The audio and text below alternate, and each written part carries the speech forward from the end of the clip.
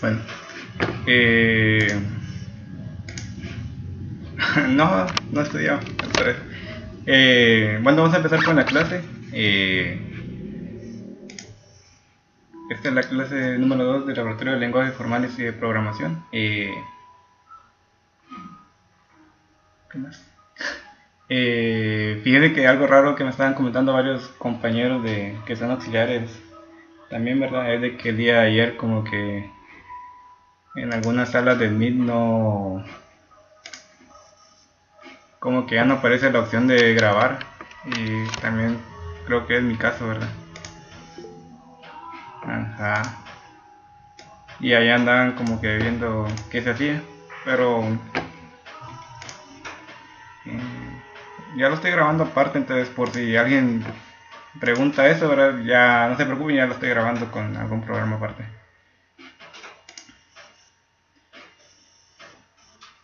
El único inconveniente acá es que no me deja encender la cámara desde acá. No, no logran verme, ¿verdad? Ese es el único problema. Ahora sí. La puedo apagar un rato.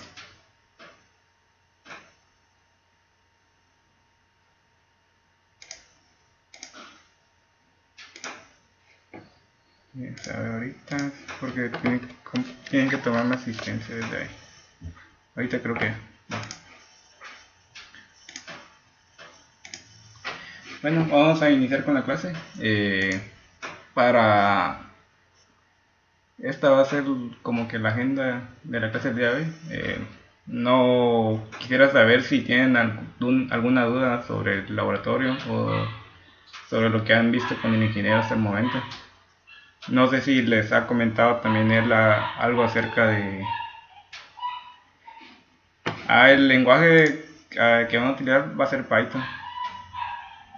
Eso creo que sí está definido ya.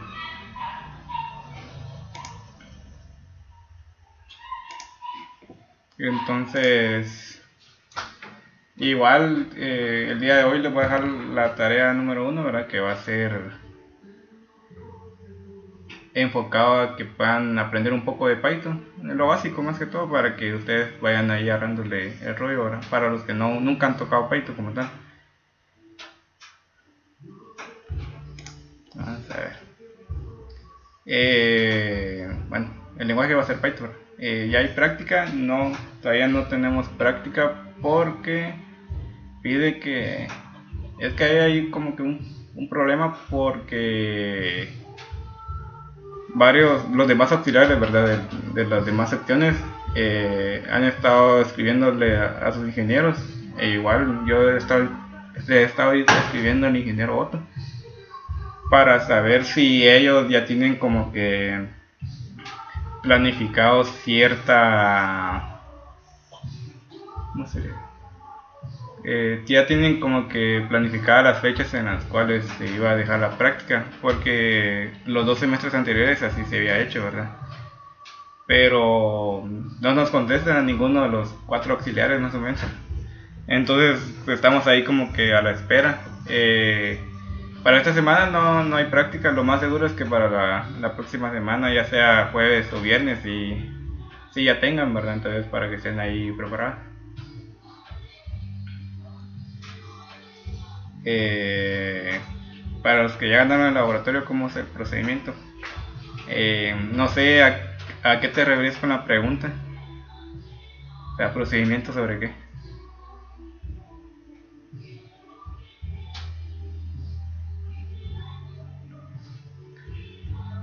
Si es sobre saber si su nota, bueno, yo lo que hice el semestre pasado,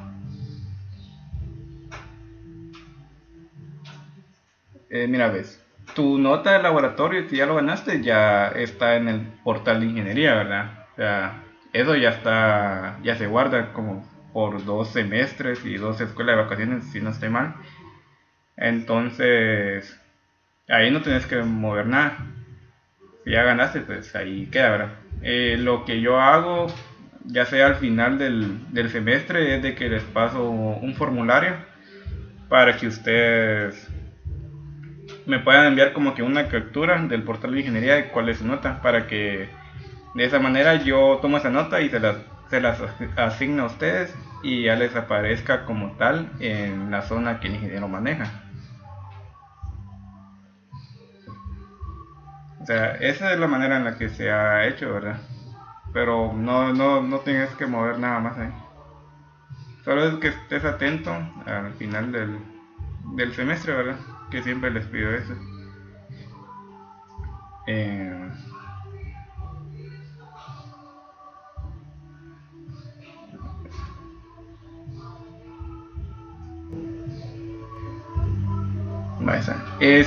bueno, es que sí, entre más rápido dejen la práctica sería mejor. Lo que tiene planificado es de que la práctica 1 tengan alrededor de 20 días, de 15 a 20 días, proyecto 1 un mes y proyecto 2 ya sea un mes y semanas, ¿verdad? Hablando de formularios, quisiera saber si ya todos llenaron el formulario que pasé la semana pasada, que es el que voy a utilizar para poder manejar lo que son sus notas y realizar la asignación a DTT, ¿verdad? Tengan en cuenta que ese formulario aplica para los que ganaron, para los que ya ganaron laboratorio también, porque igual los tengo que asignar porque para que les aparezca como en la clase, ¿verdad?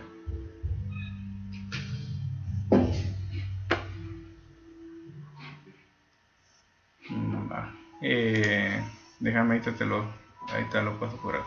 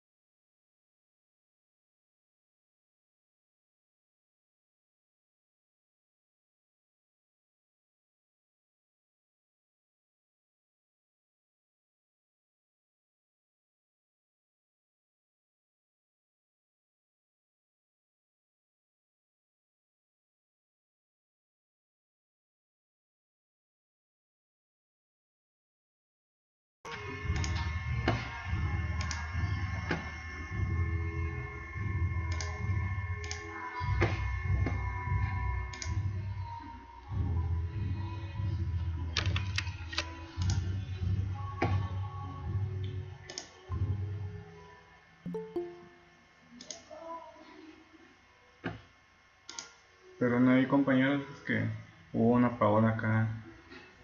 Perdón ahí por el inconveniente, es que hubo un apagón. Pero ya se acá. Eh,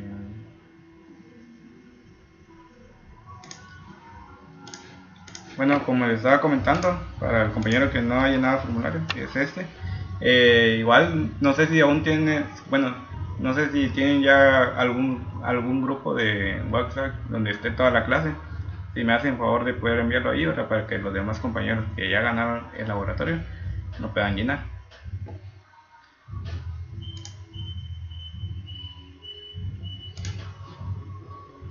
Ah, Es que ahí sí hay un problema porque a veces me empiezan a, a repetir datos. Déjame ver si te logro y te lo localizo por acá.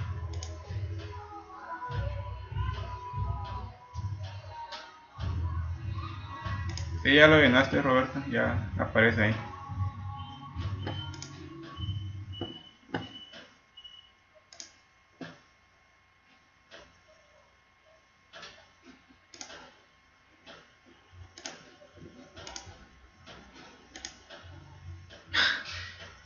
Ah,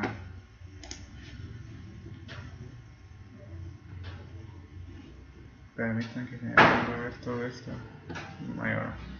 Si quieren lo... tampoco. Mejor sigamos con la clase, si no, se nos va a ir aquí media clase viendo si ya lo llenaron, ¿verdad? Lo voy a revisar al final, cuando ya nos queden unos 10 minutos y lo miramos ahí. Pero si asistieron a la clase la semana pasada, lo más seguro es que sí lo hayan llenado.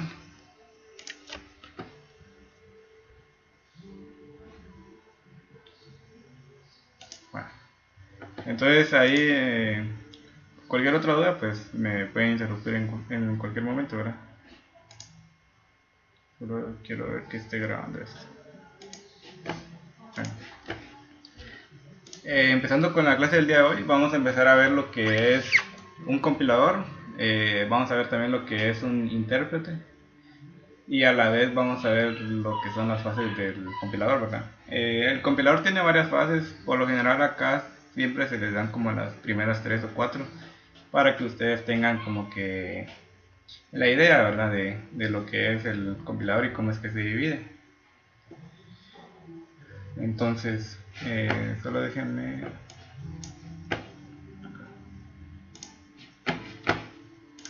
Empezando con qué es un compilador. Un compilador es conocido como es un programa que lee un programa escrito en un lenguaje, ¿verdad? Este lenguaje en el cual se escribe es llamado lenguaje fuente. Y lo que hace el compilador al final es traducir ese lenguaje fuente a un lenguaje, a un programa equivalente de otro lenguaje. Por lo general este es un lenguaje objeto o se le conoce también como lenguaje de máquina, ¿verdad? Que es como el lenguaje más bajo que reconoce la computadora, que son ceros y unos. Acá en el compilador es donde uno aplica todo lo que vimos la semana pasada. Aplica lo que es cada uno de los niveles del lenguaje de programación que habíamos visto, ¿verdad? Dado que el código fuente que se le ingresa representa lo que es el lenguaje de alto nivel, es el lenguaje que ustedes logran entender, ¿verdad? Luego, el compilador toma ese lenguaje de alto nivel y lo convierte a un lenguaje intermedio, que puede ser o un lenguaje ensamblador o algún lenguaje que ustedes... Sí, ya estoy grabando, es que es lo que les comentaba a los compañeros de que en muchas salas de Meet ya no aparece la opción de grabar, entonces estoy grabando aparte.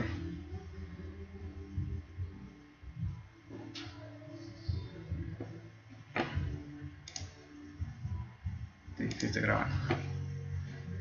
Bueno, vimos como en la fase en donde agarra el lenguaje de alto nivel y lo convierte a un lenguaje intermedio. Este lenguaje intermedio puede ser lo que es un lenguaje ensamblador o algún pseudolenguaje que ustedes quieran manejar, ¿verdad? Puede ser código de 3 direcciones, que eso lo van a ver cuando entren a compiladores 2, ¿verdad? El objetivo de poder convertirlo a un lenguaje intermedio es de que de ese lenguaje intermedio, que ya son como que instrucciones más desglosadas o más sencillas, ustedes puedan tomar ese lenguaje intermedio y lo puedan pasar a un lenguaje de máquina. O sea, ya pasarlo a lo que es ceros y unos, ¿verdad? Que es lo que la computadora al final entiende.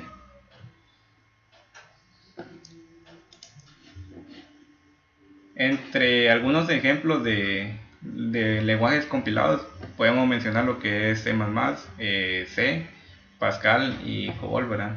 Estos últimos dos ya nunca los he tocado.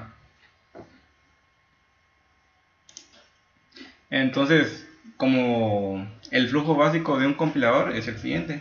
Ustedes tienen el programa fuente de este lado, que puede ser lo que les había comentado, C++ o C.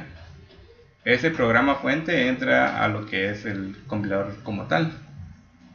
Y del compilador lo que hace es una serie de fases que son análisis léxico, sintáctico, semántico, manejo de errores, conversión al lenguaje intermedio y por último lo que genera el compilador es el programa objeto o el código de máquina. Entre este fases del compilador está lo que les había mencionado, mensajes de error y tabla de símbolos, pero esos lo van a ver más adelante en lo que es compiladores 1, ¿verdad? Ahora pasemos a lo que es el intérprete. Un intérprete lo que hace es que en lugar de producir un programa objeto como resultado de una traducción, lo que hace es realizar las operaciones que implica el programa fuente durante el tiempo de ejecución. Eso quiere decir que el intérprete el mismo código de alto nivel que uno le mete, es el mismo código que va ejecutando, ¿verdad? O sea, no toma ese lenguaje y lo pasa a ceros y unos, sino que así como ustedes lo escribieron, realiza él las operaciones.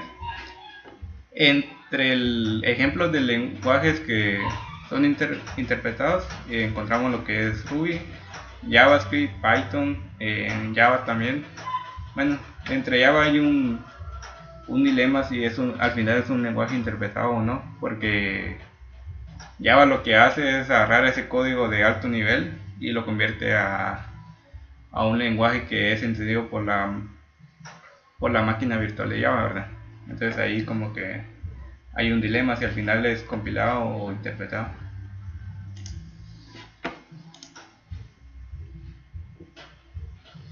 Ahora pasemos a realizar un versus, ¿verdad? Un compilador versus el intérprete. Entre el compilador tenemos de que es más rápido en el ciclo de ejecución, mientras que el intérprete es más rápido en el ciclo de desarrollo. El compilador no es necesario realizar la instalación de un intérprete, mientras que el intérprete es multiplataforma, ¿verdad? A lo que se refiere acá es de que, por ejemplo, si ustedes quisieran utilizar Java en su computadora, tienen que realizar la descarga de Java, tener la Java Virtual Machine. A eso se refiere este punto, ¿verdad? Igual pasa con Python, ustedes lo que hacen es instalar Python como tal, ¿verdad? Porque es el programa que les ayuda a entender las instrucciones de Python. En esa parte de que el intérprete es multiplataforma, es de que si ustedes escriben un lenguaje en Java, ese mismo lenguaje ustedes lo pueden ejecutar en otra máquina con a vez tenga la misma versión, ¿verdad? A esto se refiere con multiplataforma.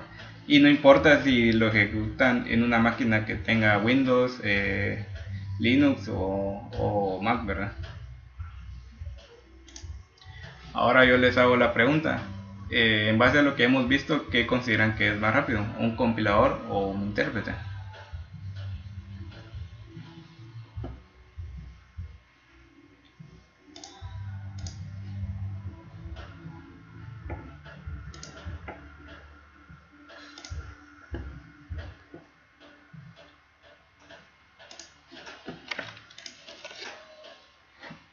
Por ejemplo, Ludwig dice un intérprete, Santiago dice que también el intérprete es más rápido. Marco dice que depende. ¿Depende de qué, Marco?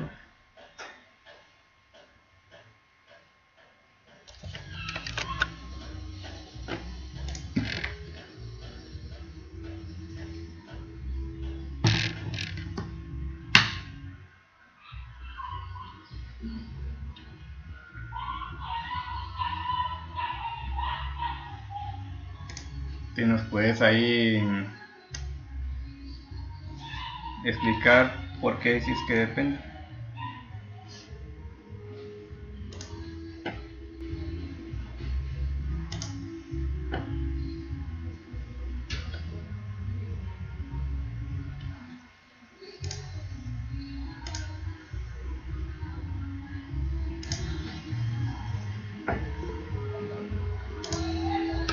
De la máquina y 20 veces más rápidas que ciertas comparaciones.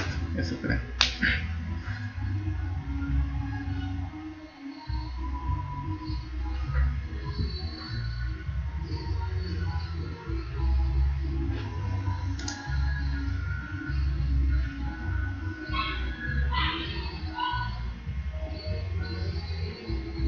Sí, al final creo que tiene que ver mucho con tu máquina, ¿verdad? O sea, no va a ser no va a ser igual compilar un programa de C++ en una máquina que tenga 16 GB de RAM a una que tenga 4, ¿verdad? Ahí Santiago tocó un punto importante. Él dice que el compilador podría ser más rápido ya que el código está más optimizado. Mira, pues, esta es una pregunta que esta es una pregunta que me la hicieron a mí en el primer laboratorio de compiladores 2. Yo pensaba que el intérprete era más rápido, pero al final me dijeron que el compilador siempre va a ser más rápido que el intérprete. Viéndolo desde un punto de vista donde no tomes en cuenta la capacidad de tu máquina, ¿verdad? ¿Y por qué es más rápido siempre el compilador? Primero, el compilador solo va a compilar una vez. O sea, si yo ya terminé de programar todo, ya lo tengo listo, lo compilo una única vez y de ahí nunca se vuelve a compilar, ¿verdad? Eso quiere decir que ese archivo compilado ya pasó por varias fases, lo que son análisis léxico, sintáctico, semántico, ya se depuró de errores, y lo que dice Santiago, de que algunos compiladores tienen una fase de optimización de código. Eso quiere decir que el compilador tiene la capacidad de saber si hay código muerto que nunca se va a utilizar. Lo que hace es eliminarlo, nunca más lo vuelve a meter en el programa como tal, ¿verdad? Mientras que el intérprete, por más que ustedes pueden decir, bueno, ya terminé de programar lo que quería, entonces lo voy a ejecutar. Entonces el intérprete, cada vez que ustedes lo vayan a ejecutar, va a estar realizando las mismas operaciones una y otra vez.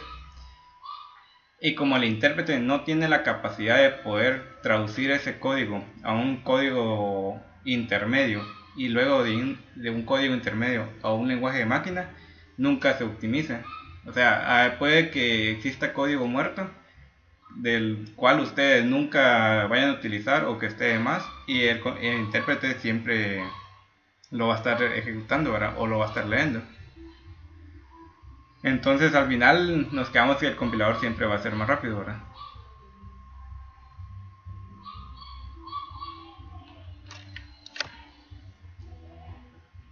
Pero era eso, para que lo tengan en cuenta, ¿verdad? Siempre que les pregunte qué es más rápido, un compilador o un intérprete, ustedes digan el compilador. Porque primero, las instrucciones solo se compilan una vez, las instrucciones ya están optimizadas, ya se eliminaron errores y así, ¿verdad? Entonces, no sé si quedó claro esa parte o alguien que diga que tenga una opinión diferente, ¿verdad?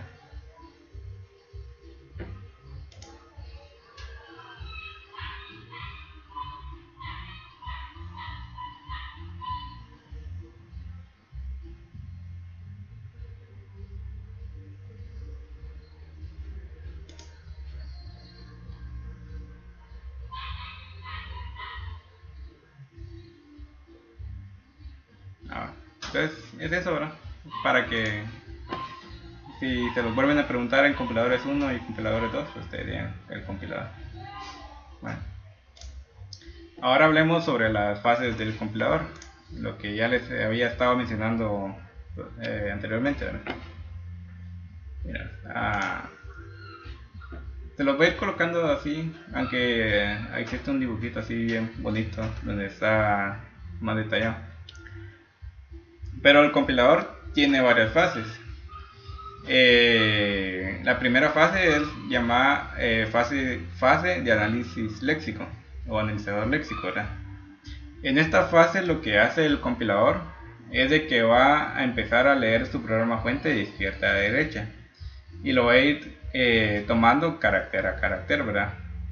Con el fin de que al final va a ir agrupando cada uno de esos caracteres y los va a poner en un conjunto. Van a hacer varios conjuntos y estos conjuntos van a ser llamados componentes léxicos.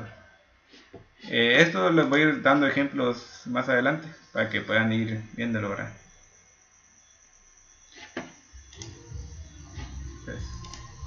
Entonces lo que hace el análisis léxico es verificar que el conjunto de símbolos, signos o palabras que uno escribe en un lenguaje sean válidos para el lenguaje, ¿verdad? Y que de la misma manera puedan ser reconocidos por el compilador. Haciéndolo como que más sencillo. Si ustedes quisieran crear un compilador en el cual ustedes quisieran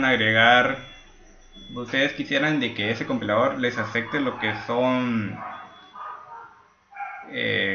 operaciones aritméticas así sencillas, por ejemplo 5 más 4, 2 menos 3 y así. Entonces al final, dentro de lo que es el análisis léxico, ustedes van a darle la capacidad al compilador de que reconozca lo que son números y los símbolos aritméticos básicos, ¿verdad? Como es el de la suma, el de la resta, multiplicación y división, ¿verdad? Veámoslo más con este ejemplo.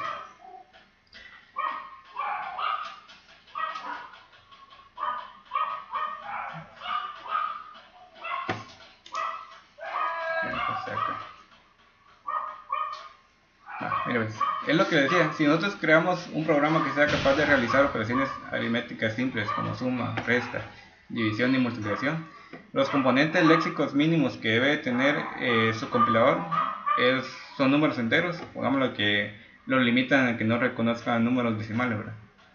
Números enteros como puede ser 4, 10, 520 y los símbolos básicos como pueden ser la suma, la resta, la división y la multiplicación.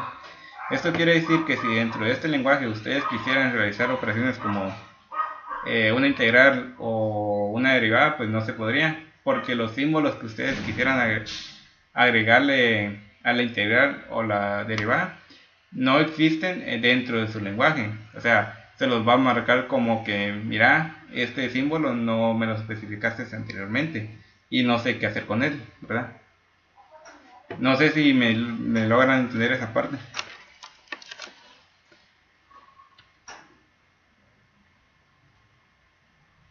Sí, ¿verdad?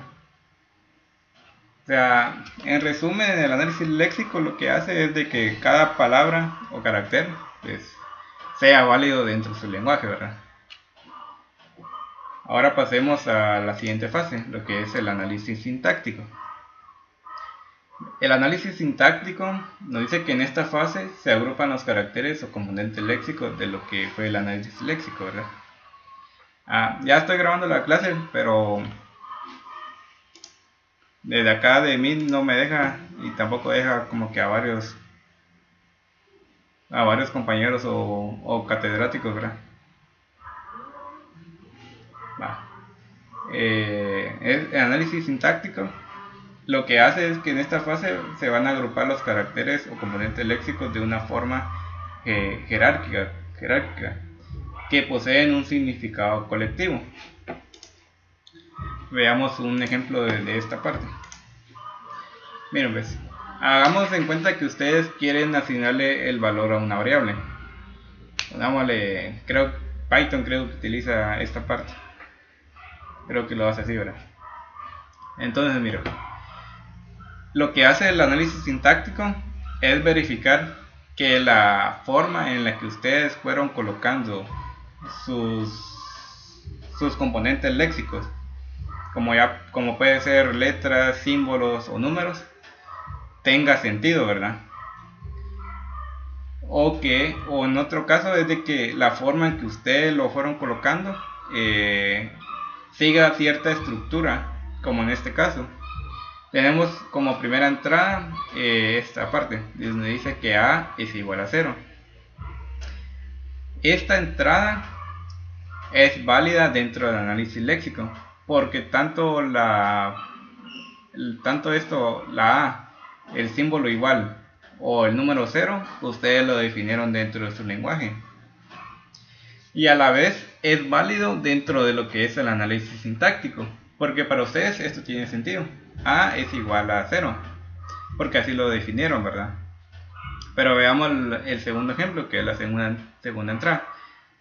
Si ustedes quisieran definir una variable de esta forma, A, 0 igual, esto es válido dentro de su análisis léxico, porque cada uno de los caracteres o símbolos que ustedes colocaron acá, ustedes lo definieron. Pero esto no sigue una estructura de asignación. Si se dan cuenta, pues no sabrían qué hacer acá, ¿verdad? Entonces, esta parte ya se marca como error sintáctico dentro de su programa.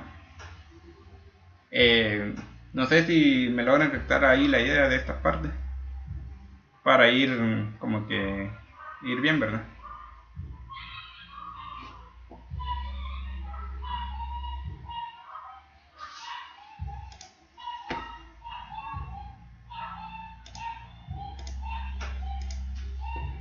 Bueno, pero no muchos, no sé si me están poniendo atención. O sea, tal vez los que sí me van entendiendo es porque ya fueron viendo esto en la clase, o ya lo sabían, o ya llevaron la clase alguna vez, ¿verdad? Pero para los que llevan la clase por primera vez, no sé si está quedando claro. O no sé si Alexander es la primera vez que lleva la clase.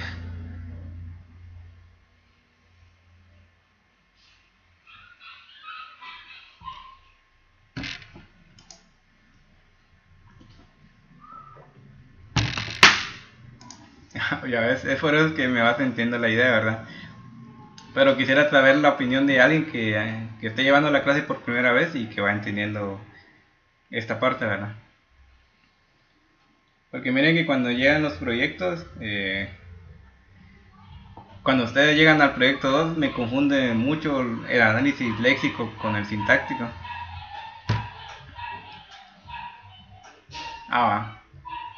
Vale, al parecer sí va bien, ¿verdad? Bueno, entonces sigamos acá. Pasemos a la siguiente fase. Veamos lo que es el análisis semántico.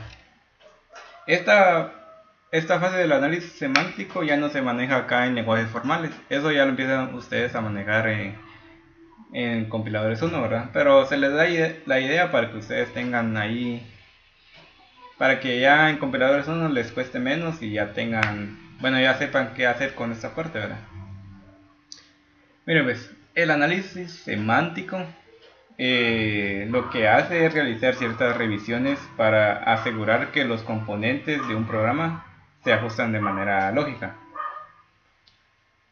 Veamos el ejemplo del análisis semántico.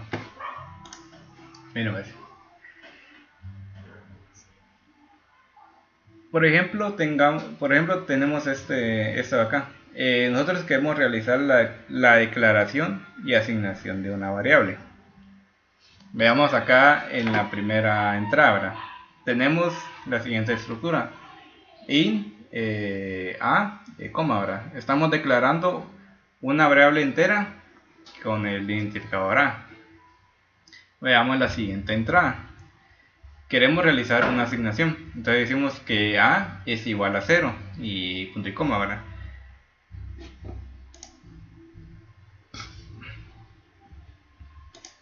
Entonces hasta ahí vamos bien, ¿verdad? Porque tanto esto como esto es válido dentro de un lenguaje de programación. Pongámosle Java. Para Java esto es válido. sea, la palabra reservada in, el identificador A y el punto y coma están definidos en el análisis léxico. También la estructura en la que se está colocando también es válido, entonces es válido sintácticamente. Y esta parte, vayamos a la siguiente. Es el A, el símbolo igual, el número entero y punto y coma son componentes léxicos, entonces es válido léxicamente para Java. Veamos la estructura en la que está acá, ¿verdad? Sí, ya estoy grabando la clase, pero con un programa aparte, ¿verdad?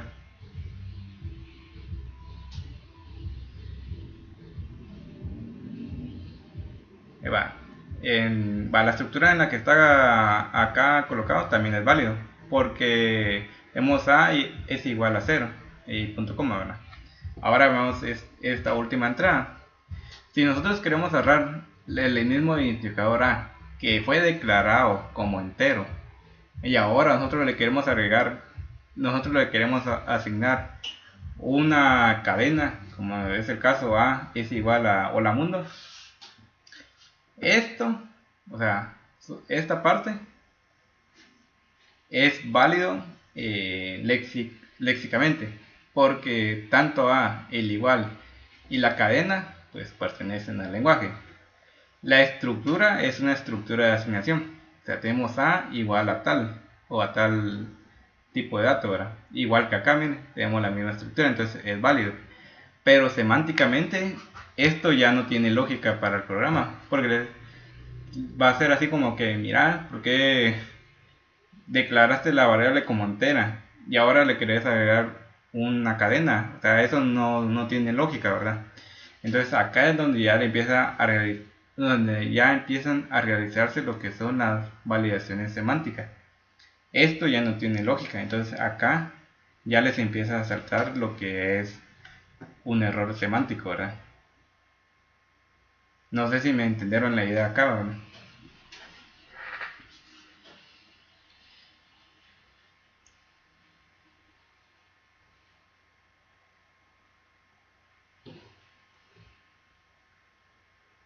Si sí se va entendiendo la idea o no. Sí, ¿verdad? Sí, sí, sí. Entonces, realizando como que un resumen de las tres fases que hemos visto es análisis léxico. Lo que hace es verificar que los símbolos, signos, palabras, caracteres, letras, números y eso sea válido para el lenguaje. Ahora, el análisis sintáctico lo que hace es verificar que la estructura en la cual se colocaron cada uno de esos símbolos tenga sentido o que siga un orden, ¿verdad? Y el análisis semántico lo que hace es verificar que las instrucciones que se ingresaron tengan lógica. O sea, que no suceda esto de acá, mira, esto es entero y estás agregando una cadena, esto no es lógico. ¿Sí? Ese es como que el resumen de las tres fases que hemos visto.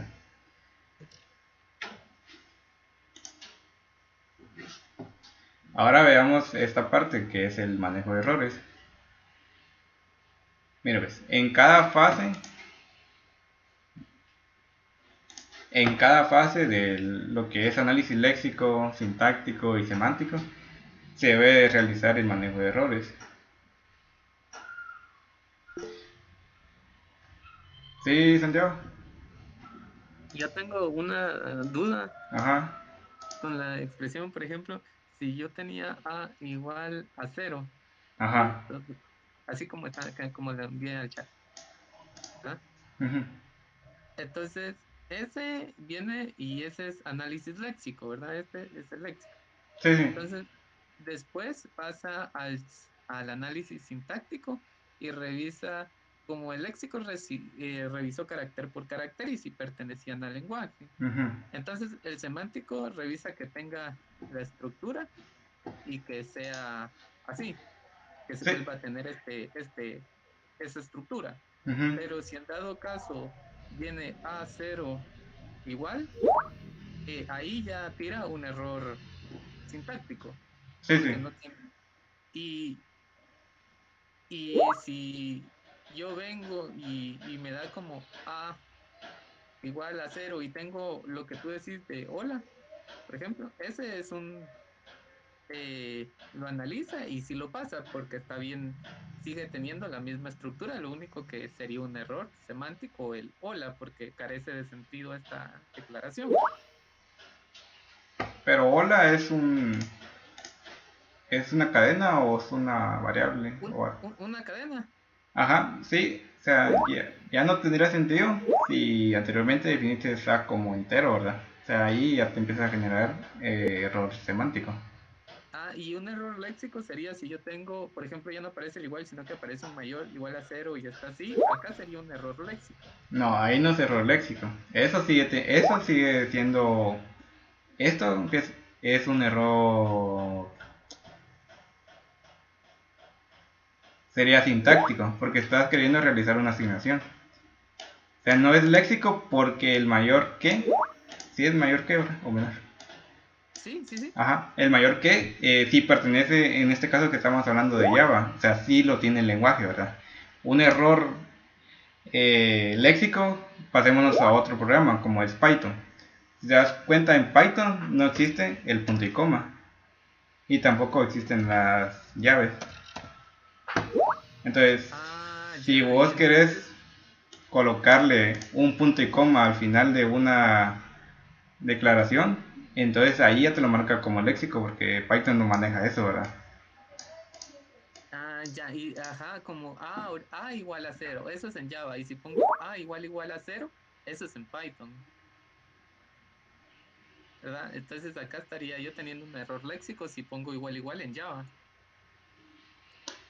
Ah, pero el igual también te lo toma en una booleana. O sea, cuando haces un if, si pones A igual a cero, es así, ¿verdad? Sí, sí, sí, sí, también. Ah, eso todavía es válido, porque sí sigue una estructura. Bueno, Ajá. bueno, pasa. Sí, o sea, mientras el símbolo pertenezca al lenguaje, no, nunca te va a dar un error, nunca te va a dar un error léxico. Pero así como los ejemplos que me estás diciendo de que A es igual a cero, esto, digamos, va a ser válido sintácticamente, pero dependiendo de dónde lo estás colocando, puede que sea válido o no de manera semántica. Porque si lo colocas en un if, sí va a tener como que sentido, ¿verdad?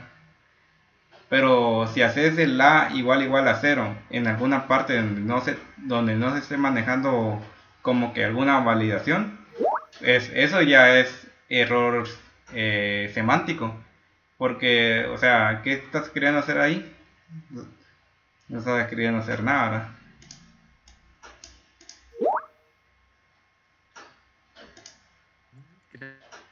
Gracias. Sí, sí, es que sí es algo complicado, ¿verdad? Pero lo más complicado es el error semántico, porque va a depender mucho de en qué contexto estés, ¿verdad? Y de esa manera puede que la instrucción que le estás dando tenga o no sentido.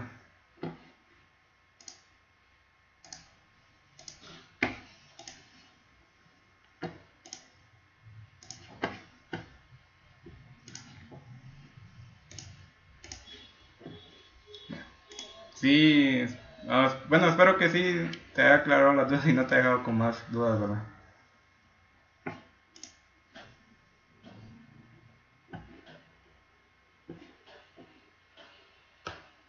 Pero en ese caso sigamos con lo que es el manejo de errores. Mira, pues el manejo de errores es algo que ustedes deben de tener en cuenta a la hora de que vayan a realizar sus prácticas y sus proyectos, ¿verdad?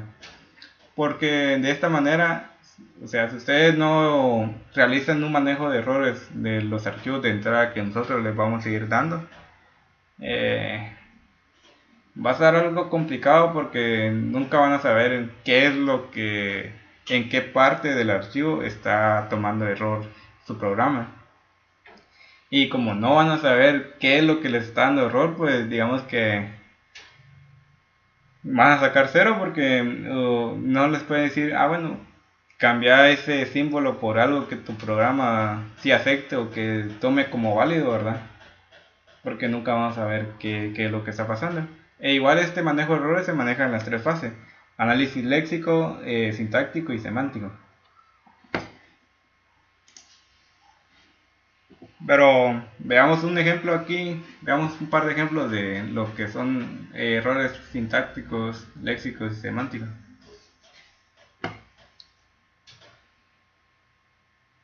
Mira, ves, esta porción de código que les estoy colocando acá, la tomé es un if, ¿verdad? Pero solo que yo estoy programando este if en Python. ¿Alguien me podría decir qué tipo de error estoy generando acá? Sintáctico, sintáctico, o léxico, es que no sé, pero las llaves no van acá.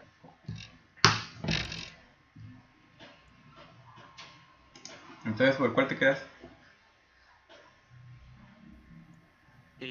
Por el léxico, Mm. porque como analiza cada uno de los caracteres que van entrando, y si no pertenece, entonces daría error léxico, ¿no? Sí, sí, cabal. Sí, es error léxico lo que está dando acá. Que es lo que menciona ahí Iván.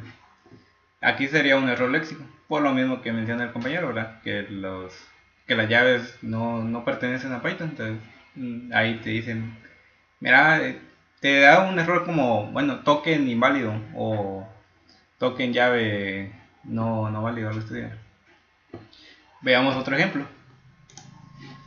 Miremos este error, siempre en el contexto de Python, ¿verdad? ¿Qué tipo de error miran ustedes que va a dar esto?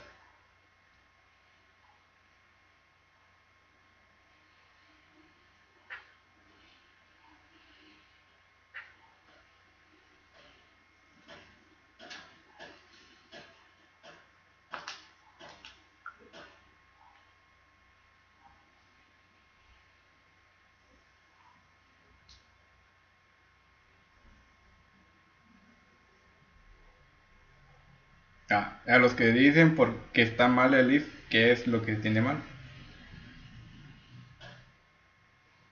No hay una comparación como tal. Mira, ve. Acá es donde yo les empiezo a decir que depende del contexto en que estén, ¿verdad?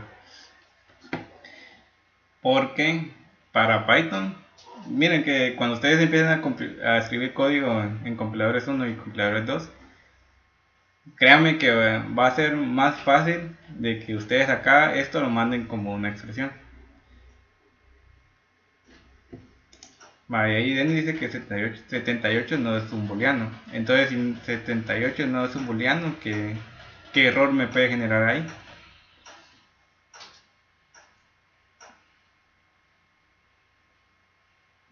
Mira, a mí me dice que es semántico. Mira, ¿cómo es? Aquí ahí está la opinión dividida entre semántico y sintáctico, ¿verdad? Y les voy a explicar. Este es un error semántico.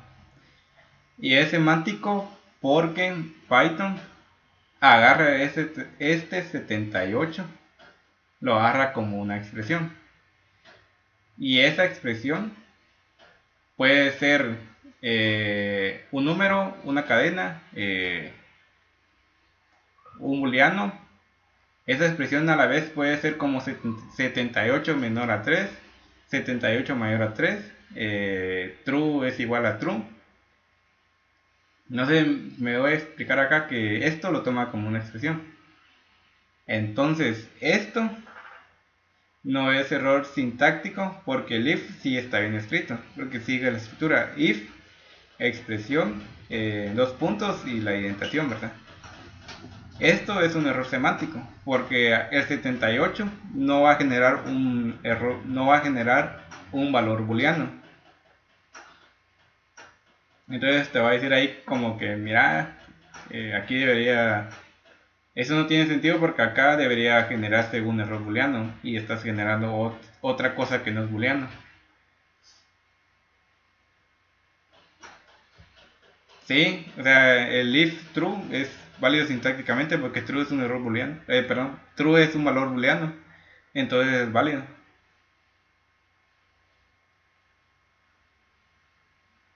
Es válido sintácticamente. Ajá. O sea, el if no es necesario que a ley tenga que aparecer aquí como menor que o igual que, sino que toda esa expresión, porque les voy a poner este ejemplo, vamos a ver, para los que, vamos a ver dónde puedo escribir.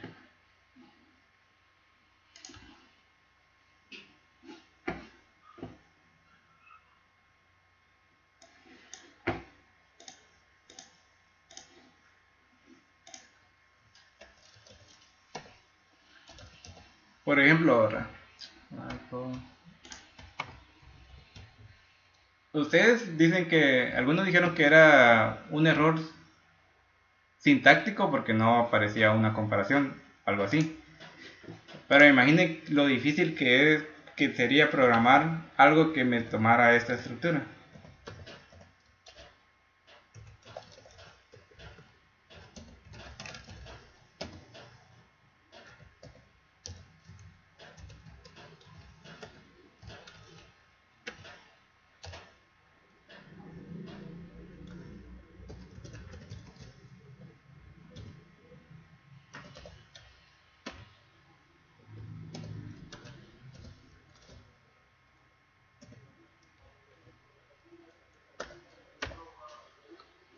O sea, díganme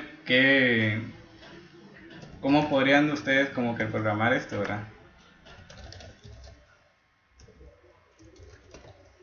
Y es acá donde yo les digo que lo que hace la mayoría del lenguaje es de que toma todo esto como una expresión. Y esa expresión la va a ir como que desglosando por etapas de lo que es como que lo que tenga más, lo que esté como que más interno o lo que esté más externo. Entonces, lo que va a decir, por ejemplo, este es 4 igual a 5. Entonces, este 4 igual a 5 me va a generar un valor booleano, ya sea true o false. Entonces, pongámosle que acá me genera un false.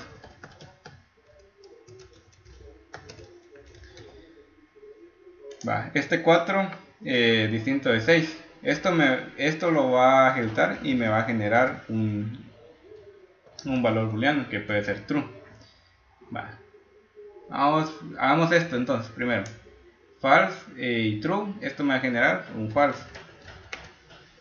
El true y el false, todo esto me va a generar un error, un false.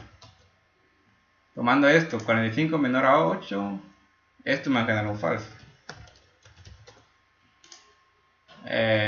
Tomamos esto, true es igual a false, esto me va a generar un false. Entonces false es igual a false, sería false, ¿verdad?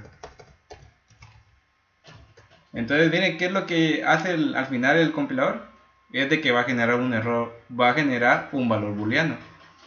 O sea, de todo lo que teníamos, lo que genera es esto. Pero si en lugar de ponerle false nosotros ponemos 48, ahí es donde ya no tiene sentido porque el if espera al final encontrar aquí un valor booleano y no un valor entero o algo así, ¿verdad? Hay algunos casos de algunos lenguajes que toman el 0 como false o el 1 como true, ¿verdad? Pero como les digo, son algunos lenguajes, no nunca aplica para todos. No sé si me captaron la idea con esa parte. De por qué al final esto es un error semántico y no sintáctico, ¿verdad? O si tienen dudas, pues también pueden preguntar, ¿eh?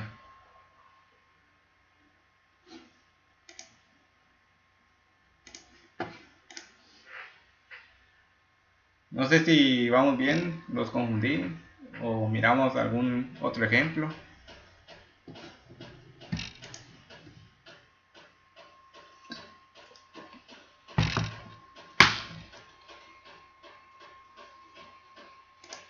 Ya se quedaron callados o están No, bien, analizando. bien. Lo que pasa es que estoy confiando el error para saber si cómo discernir si es un error sintáctico o semántico. Sí, como le esto al final es cuestión de práctica. Lo, como le digo, lo que creo que cuesta más es saber eso que decís, ¿verdad? Que es un error sintáctico o semántico. Lo bueno de que, por ejemplo, acá en lenguaje solo se maneja errores léxicos y sintácticos, ¿verdad? Ya después si compiladores uno ya sea el proyecto 2 y compiladores 2 tanto proyecto uno como 2 pues ya ahí sí manejan las tres fases y otras fases, ¿verdad?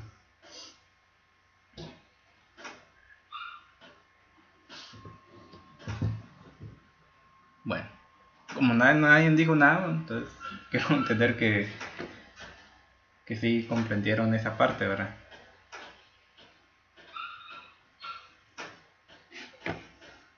Bueno,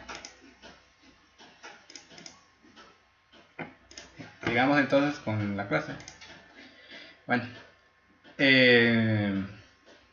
ya terminamos con lo que es el compilador y sus fases. También ya vimos lo que es el intérprete. Y ya vimos la comparación entre compilador e intérprete. Y llegamos a la conclusión de que el compilador es más rápido, ¿verdad? Como les había mencionado, no quise meter todas las fases del compilador porque eso lo van a ir viendo. Lo van a ver ahorita en lenguajes. Lo van a ver al inicio de compiladores 1. Y hasta en compiladores 2 creo que lo vuelven a ver en algunas clases. Entonces después van a ir viendo las otras fases, ¿verdad? Que es generación de código intermedio y optimización, que es hasta ahí donde llega el compilador 2. Entonces ahorita empecemos a ver lo que son las gramáticas. No sé si ya vieron algo de esto con el ingeniero en su clase. Yo creería que ya.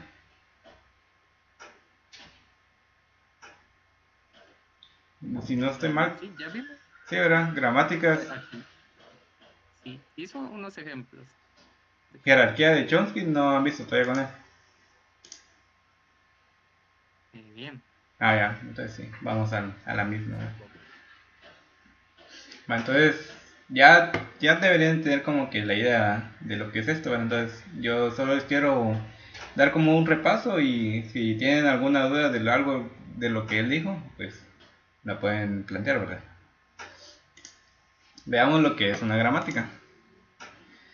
La gramática es conocido como un ente o modelo que nos permite poder especificar un lenguaje. Es decir, que la gramática nos permite poder definir un conjunto de reglas que al final son capaces de poder generar como que muchas combinaciones para el lenguaje que estamos definiendo, ¿verdad? La limitante de la gramática es de que todas esas posibles combinaciones solamente pues están limitadas al lenguaje, o sea, no podemos incluir como que nuevas reglas después, ya que nosotros ya definimos como que nuestra gramática, ¿verdad? Eso quiere decir que dentro de nuestra gramática no habrán casos en los cuales salga alguna combinación que ustedes previamente no hayan definido. O sea, ustedes ya la tienen como que bien definida desde este punto, ¿verdad? Dentro de los objetivos de una gramática es poder definir si una sentencia pertenece o no al lenguaje. El siguiente objetivo es poder describir estructuralmente las sentencias del lenguaje. Y esto lo vamos a ir viendo ahorita con un par de ejemplos para que ya quede claro.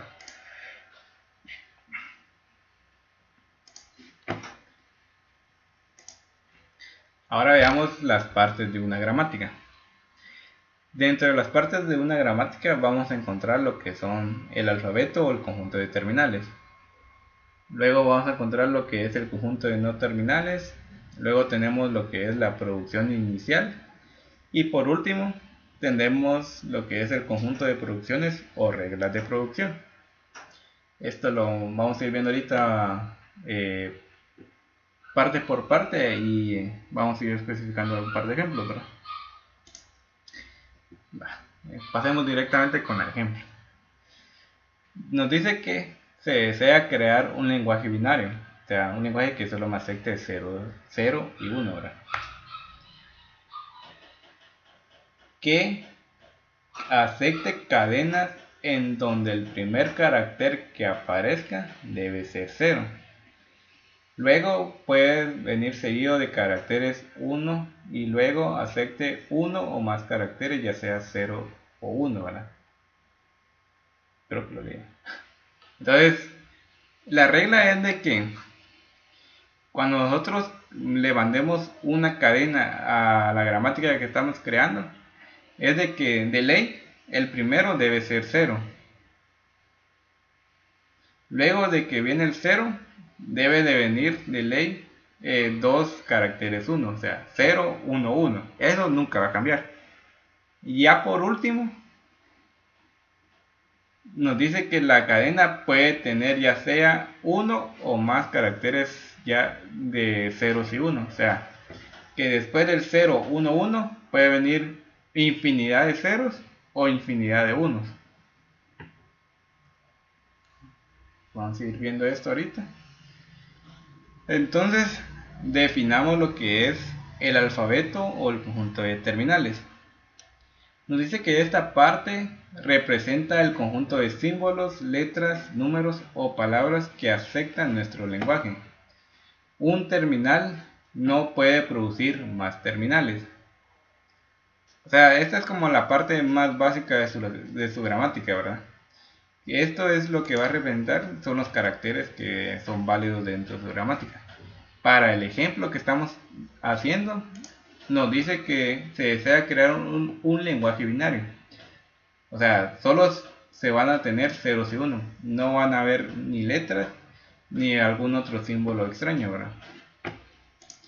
Entonces, nuestro conjunto de terminales está definido acá como 0 y 1. Ahora veamos la siguiente parte, el conjunto de no terminales. El conjunto de no terminales nos dice de que un símbolo no terminal es utilizado para poder representar producciones de otros símbolos terminales o no terminales. El no terminal S puede representar al terminal 0 o a otro no terminal T. Digamos que para este ejemplo vamos a definir los siguientes no terminales, el A, B, C y D. Y quédense con esta definición, ¿verdad? De que un símbolo no terminal es utilizado para poder representar producciones de otros símbolos terminales o no terminales. Ahorita vamos a ver a qué se refiere eso. Pero quédense ahí con la definición, ¿verdad? Pasemos a la siguiente. La siguiente etapa nos dice que debemos de definir una producción inicial o el inicio de la gramática. Esta parte es la que indica cuál será el inicio de nuestro lenguaje o cuál será el inicio de nuestra cantidad de producciones que vamos a tener. Para el ejemplo tenemos de que el inicio va a ser el no terminal A. Un punto aquí importante es de que una producción inicial o el inicio siempre va a estar representado por un no terminal. Ahora veamos ya la parte final, ¿verdad? El conjunto de producciones o reglas de producción. Representa los pasos por los cuales deberá de atravesar una cadena para ser válida en nuestro lenguaje.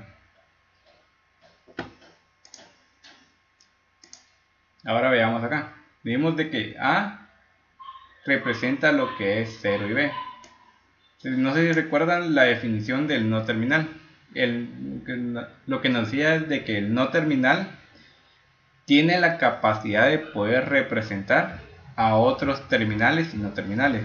A esto se refiere esa parte, de que nosotros con el símbolo A estamos representando a 0 y B, de que nosotros con el símbolo B estamos representando el 1 y el C. Eso quiere decir que en lugar de que nosotros coloquemos acá el 1 y el C, que es lo que tenía B, ¿verdad? Nosotros lo resumimos y colocamos solo B. A eso se refiere la parte del no terminal. Esa es la función de los no terminales. Ahora, con esta parte que dice el conjunto de producciones o reglas de producción, es solo como que la guía de por dónde va a ir pasando su gramática, para que al final, cada vez que nosotros le metamos una cadena, nos diga de que si esto es válido o no, ¿verdad? Tomemos en cuenta el siguiente ejemplo. Lo voy a colocar acá.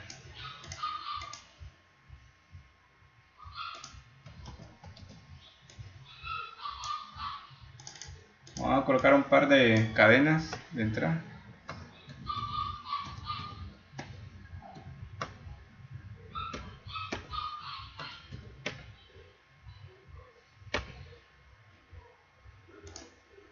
Y miren cómo es que funciona esta parte.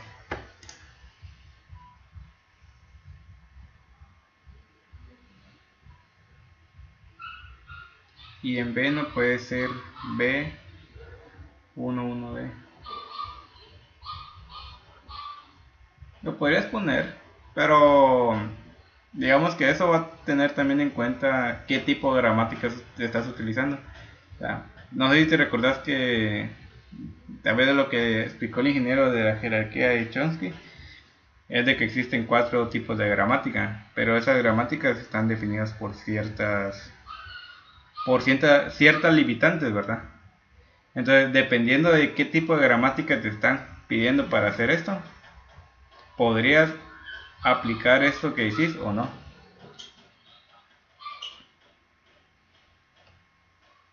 Como te digo, puede ser válido o no, dependiendo de qué tipo de gramática te dicen que utilices, ¿verdad? Pero sí. Va, entonces, ¿cómo es que funciona esto? Como les decía, es de que ustedes van a tener estas cadenas de entrada. Aquí tenemos 3, ¿verdad? Y estas cadenas de entrada lo que van a hacer es de que van a entrar a nuestra gramática. Empecemos acá por el primero, por esta, ¿verdad? Nosotros tenemos la cadena de entrada 0, 1, 1, 0, 1. Entonces, lo que va a realizar esto es de que va a empezar a tomar el primer carácter, que es el 0. Y va a entrar a nuestras reglas de producción por la producción de inicio, que en este caso fue A, ¿verdad? Que siempre es la primera que aparece. Entonces, agarra la e ingresa aquí a nuestra primera producción A. Entonces, reconoce el 0, o sea, acá tenemos un 0, lo reconoce, entonces hasta el momento va bien. Luego este 0 pasa y reconoce B, entonces de B venimos y nos pasamos a B, ¿verdad? Que es acá, entonces acabamos. Ya reconocimos el 0, ahora tenemos que reconocer el 1. Entonces viene el 1 y estamos en B. Entonces acá aparece un 1, entonces ese 1 como que hace match con este 1, entonces lo reconoce, ¿verdad? Eso quiere decir que del 0, 1 pasamos al siguiente 1, que es acá donde estamos. A ver, colocando aquí para ahí no perderlo. Entonces acá estamos en este 1, ¿verdad? Entonces reconoció el 1 y pasamos a C. Entonces, ¿qué es lo que tiene C? C contiene lo que es 1D. Entonces acá tenemos un 1. Ese 1 hace match con este 1 que tenemos acá. Entonces de D del 1 pasamos a D, que es el que tenemos acá. Bueno, puede ser esta o esta, ¿verdad? Cualquiera de los dos. Entonces ya vamos acá por el 0. Entonces viene de D y nos dice, bueno, viene un 0. Entonces, ¿por qué parte nos tenemos que ir? ¿Por la primera producción o por la segunda? Como tenemos el 0, entonces lo que hace la gramática es irse por la primera, donde está aquí el 0, ¿verdad? Entonces entra D, reconoce el 0, es el que está acá, y pasa al siguiente, que es el 1. Entonces de 0 vuelve otra vez a caer a D. Entonces, ¿dónde vamos a ir a caer? Acá a la primera o a la segunda. Eso va a depender de que viene acá, ¿verdad? En este caso tenemos el 1. Esto quiere decir que nos vamos a ir por la segunda producción, donde tenemos el 1. Entonces D viene y reconoce el 1. Esto quiere decir que hasta el momento ya reconocimos toda la cadena, ¿verdad? Entonces de D viene y pasa otra vez a D. Pero como acá ya no tenemos nada, esto lo toma como una cadena vacía. Y de esa cadena vacía pasamos al siguiente que es acá, que es épsilon. El épsilon en lo que son gramáticas se utiliza para representar una cadena vacía o una cadena válida. Entonces, como ya llegamos hasta este punto, se toma en cuenta, se dice que cadena, esta cadena de entrada es válida para nuestra gramática. Entonces, este fue el con la primera cadena de entrada. No sé si lograron comprender ahí la idea, o si tienen alguna duda.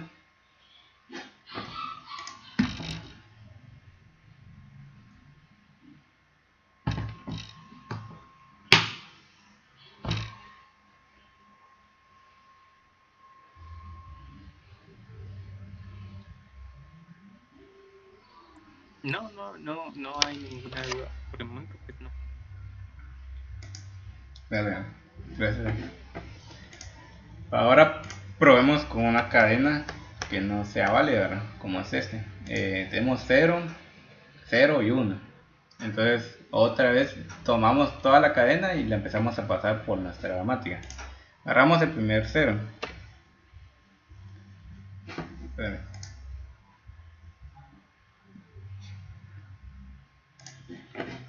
Tomamos el primer 0 y nos vamos por nuestra producción inicial, que es A. Entonces A viene y produce lo que es 0 y B. Como tenemos 0 en nuestra entrada, esto lo toma como válido y pasamos a la siguiente, que es B. Como acá B, ¿verdad?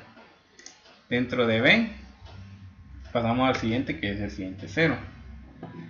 Entonces acá el problema es de que estamos en B y como no tenemos otra producción de B en donde nos afecte un 0 al inicio, pues desde acá le empieza a marcar como un error. Aquí como diciendo, mira, no tengo ninguna producción que me reconozca como el siguiente carácter o el segundo carácter como 0. Entonces lo que hace la gramática es de que se queda en ese punto, ¿verdad? O sea, nunca llegó a épsilon, entonces como que nunca es una cadena válida, o sea, se toma como cadena no válida. Ese es para el caso de una cadena válida. No.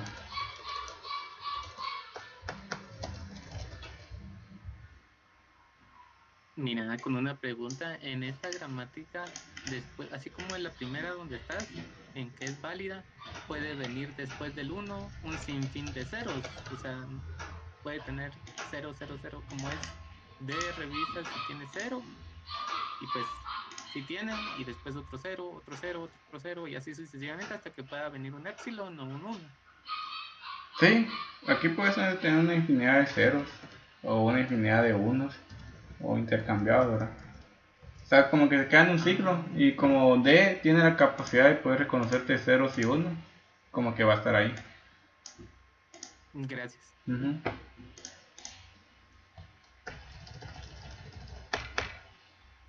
Okay. Bueno. Ya se los pregunté. Y, bueno, ya les pregunté si tenían dudas hasta el momento y dijeron que no. ¿Verdad? Pero igual si tienen dudas, pues ahí me interrumpo. Pues ese era como que la introducción a lo que son las gramáticas. Pero como les había comentado anteriormente, a la pregunta que me hizo Santiago si podría escribir una producción de tal forma, eso va a depender de qué tipo de gramática ustedes quieren utilizar, ¿verdad? Pero déjenme encender aquí enfrente de la cámara. Como les decía, eso va a depender de qué tipo de gramática ustedes quieren utilizar. No sé, bueno, por lo que me contaron de que había una jerarquía de Chomsky, ¿verdad? Entonces ya saben que existen como 4 tipos de gramática y estas gramáticas están limitadas por ciertas condiciones que son válidas para ellas, ¿no? ¿Verdad? Sí, la presentación te la voy compartiendo. No les he subido la clase 1 porque tengo que arreglar lo que es el programa de laboratorio para que ustedes a la hora que lo puedan ver sí tengan claro las fechas de las prácticas y proyectos, y para que también tengan en claro cuánto van a hacer de tareas, cuánto de examen final y así, ¿verdad? Por eso es que no les he compartido ni la clase 1 ni la clase 2, pero sí se las voy a ir subiendo. Bueno, como les comentaba, la jerarquía de Chomsky, ¿verdad? La jerarquía de Chomsky tiene 4 tipos de gramática. Empecemos por la más básica, o la gramática tipo 0, ¿verdad? Las gramáticas tipo 0 son conocidas como gramáticas no restringidas o recursivamente enumerables. Algún ejemplo de estas gramáticas tipo 0 es lo que es la máquina de Turing, ¿verdad? Ahora veamos las restricciones de estas gramáticas. Una gramática siempre va a tener ese tipo de producción. Alfa produce beta o algo así, ¿verdad? Siempre va a tener como que esa estructura. Entonces veamos las restricciones de las gramáticas tipo 0. Dice que alfa puede contener más de un símbolo, siempre que exista al menos una terminal. Mientras que beta dice que no contiene ninguna restricción y puede ser una cadena de terminales y no terminales. Un ejemplo de este tipo, yo creo que no les coloqué ejemplos acá. No les publico. Déjenme ejemplo. Alfa dice que puede contener más de un símbolo, siempre que exista al menos un no terminal. Por lo general los no terminales se representan como letras mayúsculas, ¿verdad? Entonces, un ejemplo de este tipo de gramática puede ser este. Veamos lo que dice beta. Beta no contiene ninguna restricción, dice, y puede ser una cadena de terminales y no terminales. O sea que podemos tener, por ejemplo, no terminales A, B, C, D, E, o podemos tener no terminales como P, C, T, B y A, ¿verdad? Este es un ejemplo de este tipo de gramática.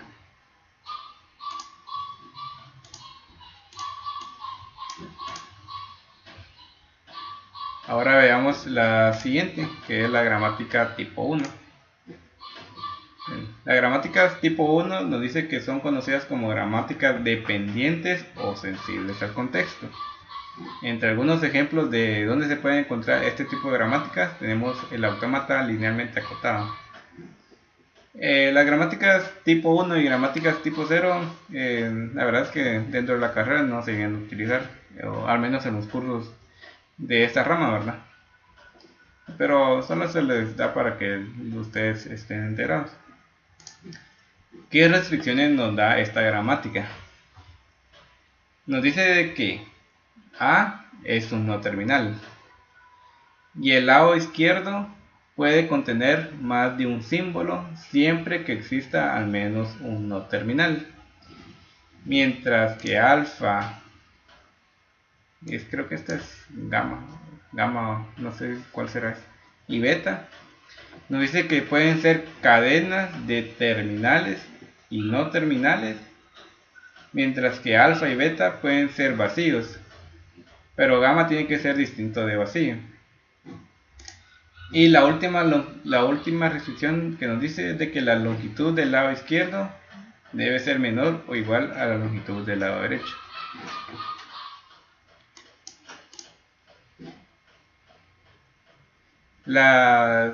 Se les denomina gramáticas dependientes del contexto, dado que el símbolo no terminal A puede ser sustituido por gamma si está acompañado de alfa por la izquierda y está acompañado de alfa por la izquierda y de beta por la derecha, ¿verdad? Ahora pasemos a las gramáticas tipo 2. Las gramáticas tipo 2 son conocidas como gramáticas independientes del contexto, Este tipo de gramáticas son las utilizadas en lo que son la fase de análisis sintáctico, que es lo que es lo que vimos en las fases del compilador. Dentro de algunas gramáticas, dentro de algunos ejemplos de donde uno puede aplicar este tipo de gramáticas es el autómata descendente o el autómata de pila.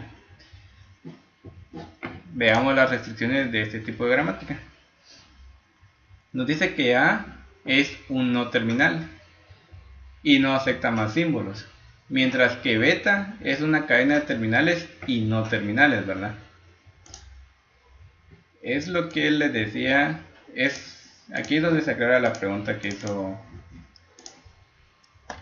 hizo Santiago, ¿verdad? De que ¿por qué en el ejemplo que yo les di no coloqué, por ejemplo, 1D? Y es porque en el ejemplo que yo les estaba dando, estaba utilizando una gramática tipo 3, que es la que vamos a ver a continuación. Mientras que acá en el ejemplo, mientras que acá en la observación que me estabas haciendo uso de una gramática tipo 2, ¿verdad? Porque esto cumple con las condiciones que nos da este tipo de gramáticas. A es un no terminal y no acepta más símbolos, ¿verdad? Es lo que tenemos acá, no tenemos ningún otro símbolo.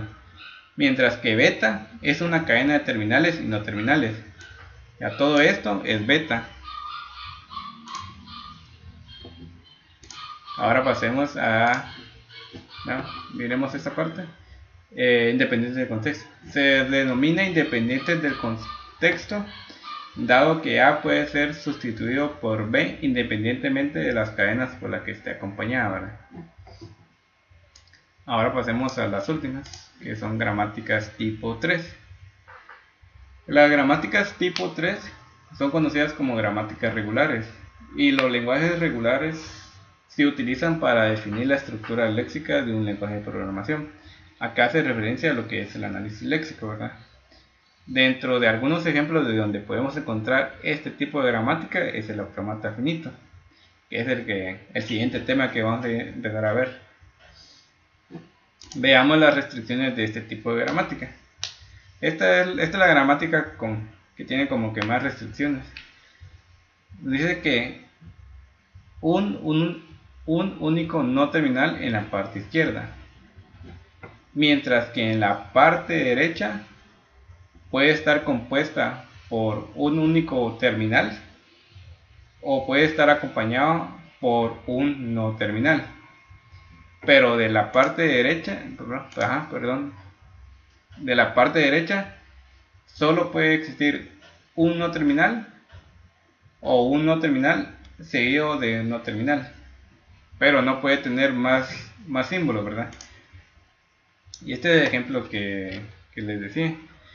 Y que porque yo en mi gramática que utilicé como ejemplo tenía solo como B igual a 1C. Es porque yo estaba utilizando una gramática tipo 3 que cumple con estas condiciones. Mira, un terminal seguido de un no terminal. Mientras que en la gramática tipo 2 tenemos la capacidad de poder agregar más de 2 símbolos de este lado, ¿verdad? Aquí tenemos 2 terminales y un no terminal.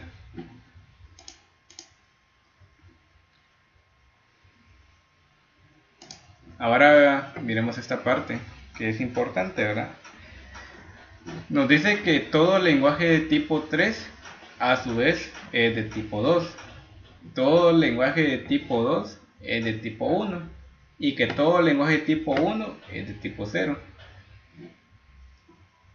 Esto es algo para que lo tengan ahí como que a la mano, ¿verdad? Que cuando les digan que están utilizando una gramática tipo 3, a la vez están utilizando una gramática tipo 2, tipo 1. No, cuando están utilizando una gramática tipo 0, ¿verdad? Es que ustedes están utilizando todas las gramáticas tipo 1, tipo 2 y tipo 3. Pero... y esto te los hago saber porque a veces en algunos exámenes les dan ejemplos de gramáticas y les dicen qué tipo de gramática es, ¿verdad? Entonces, tomen en cuenta que si le dan una gramática tipo 1, lo ideal sería, así como lo más obvio es de que sea tipo 1, pero a su vez puede ser tipo 2 y tipo 3, ¿verdad? Entonces, para que lo tengan en cuenta ahí. Ah, pues. Y esa es como que la clase del día de hoy. O sea, hasta aquí llegaremos con lo que es este tema, ¿verdad? Haciendo un resumen, pues vimos lo que era vimos lo que era un compilador, las fases del compilador, vimos lo que era un intérprete, eh, luego vimos las características del compilador e intérprete, luego pasamos a lo que es la gramática y ahorita que terminamos de ver la jerarquía de Chomsky, ¿verdad? No sé si alguno tiene alguna duda antes de pasar ya a la parte final de la clase.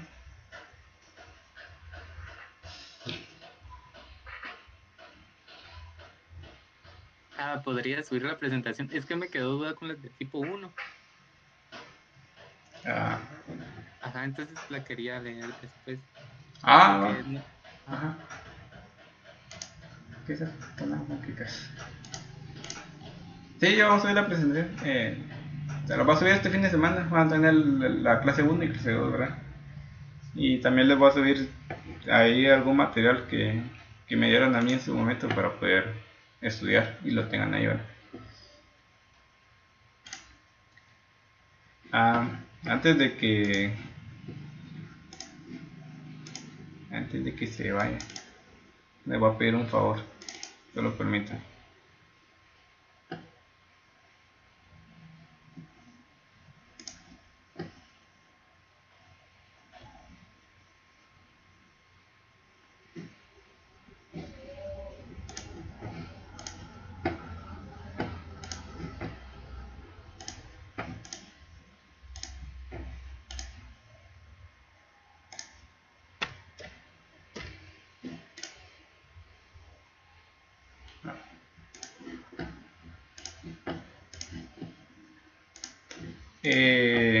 Hágame favor de llenar este formulario de asistencia.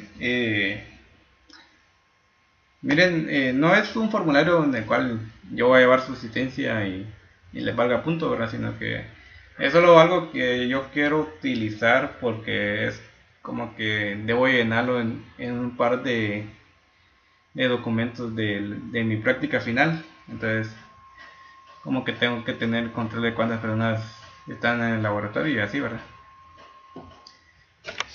Entonces, lo único que les pido ahí es su carnet y nombre. Entonces, háganme el favor de ir agregando y me confirmo, creo que sí se puede llenar. Va. Pasando a la parte final de la clase, ahí está, ya vienen las tareas, ¿verdad? Entonces acá tenemos la tarea número 1, en donde, como les había comentado al inicio, la idea de esta tarea 1 es de que para los que nunca han tenido un contacto con Python, pues empiecen a ver cómo es que funciona, ¿verdad? Entonces lo que les pido acá es de que puedan sacar este curso de Python. Tengo que ver si este curso de Python.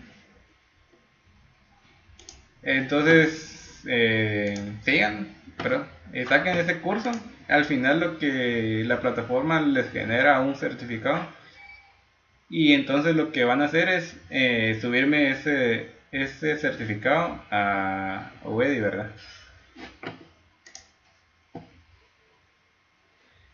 Les di, bueno, hoy tenemos 27.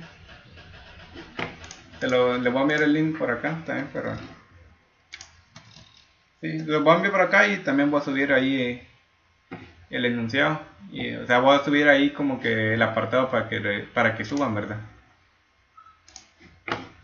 Entonces, me lo van a subir a Wedi. Tienen hasta el 8 de febrero. Yo considero que sí es tiempo suficiente. Tienen para el martes 8 de febrero para poder sacarlo. Entonces, esa va a ser la tarea número 1, ¿verdad? Eh, También ahí dentro del apartado que les voy a subir, les voy a ir agregando algunas otras herramientas o cursos que les pueden servir, como es este que tenemos acá, que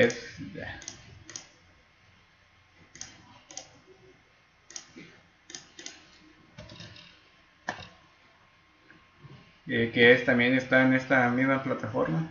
Entonces, pero estos ya son extras, ¿verdad? Entonces, para los que quieran ir agarrando como que más habilidad con Python. Eh, entonces está este. Y hay uno también en español que está en YouTube. Que es este. Hey Coders, bienvenidos al curso de Python.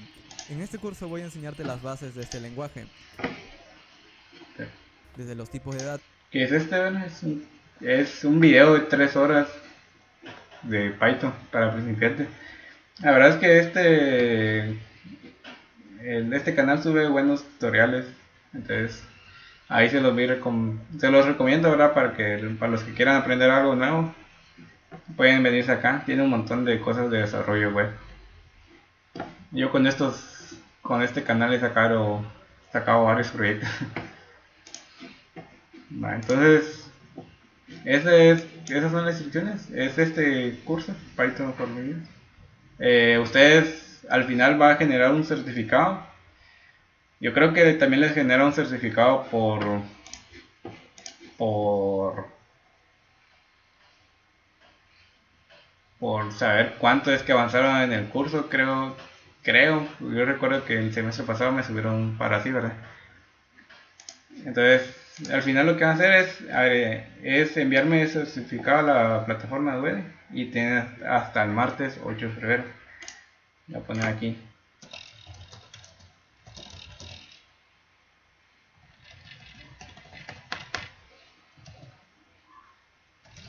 Sí, es el curso completo. Ya, esa es una tarea que hemos dejado el semestre pasado, así que si algunos ya llevó laboratorio y no lo pudo ganar, estoy seguro que ya tiene el certificado. Y si no estoy mal, no les lleva mucho tiempo. Y es por eso que les di bastante tiempo también, ¿verdad? Yo creo que en un fin de semana sale.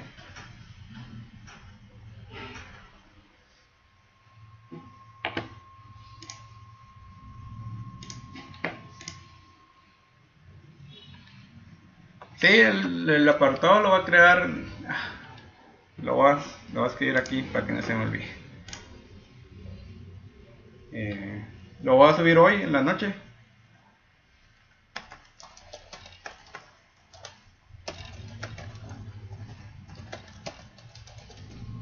Entonces hoy en la noche ya va a estar ahí, ¿verdad? Para que puedan ir viendo esa parte y va a estar toda esta información.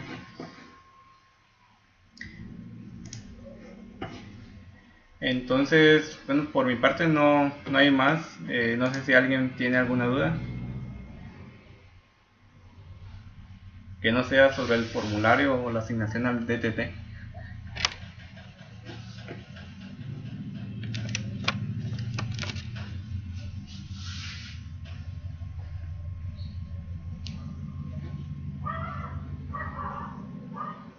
Creo que no hay nada. Entonces, esta es la clase. En extra solo es Python for Beginners. ¿Cómo así? O sea, ¿la tarea solo es Python for Beginners o o en extras es los dos? No, la tarea solo es esta. Python for Beginners. Ajá. Ajá. Esto ya es extra, ¿verdad? Por los que quieran ahí. Entonces, Gracias. dale. Entonces, ha sido la clase del día de hoy, compañeros. Gracias ahí por asistir, ¿verdad? Y por la atención que siempre le ponen. Entonces, se pueden retirar ya y que pasen una feliz tarde. Gracias. Feliz tarde. Feliz tarde, gracias.